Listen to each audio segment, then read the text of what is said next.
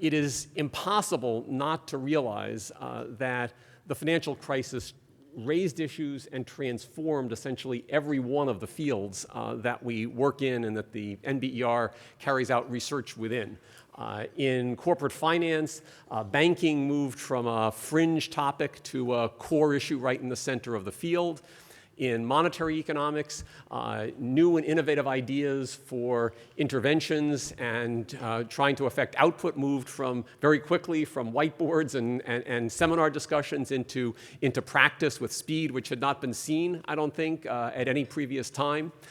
In public finance and in macro, after many years of thinking that fiscal policy was basically an afterthought and that monetary policy was the core device for thinking about and operating in terms of stabilization, the tables were turned and suddenly the fiscal policy became a central input. In 2000, we were having discussions about what we were going to do in the United States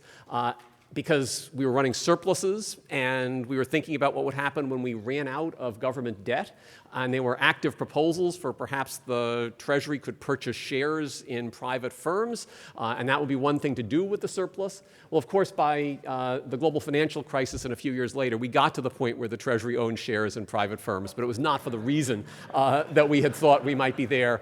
back in 2000. Marking the 10th anniversary of the financial crisis and trying to take stock of how it's influenced the way we do research, what we know in economics, and how it's changed the agenda going forward seemed like it was a very natural thing to do this year at the Summer Institute. The task of what do you put in and what do you leave out when you're trying to think about what we've learned and what remains to be learned after the financial crisis is an enormous one. We all know that there are many topics that we will not touch on during the course of today. I'm sure they'll come up a little bit in some of the Q&A and the discussion, but I think that we've managed to identify 4 really meaty topics on which we'll have paper presentations.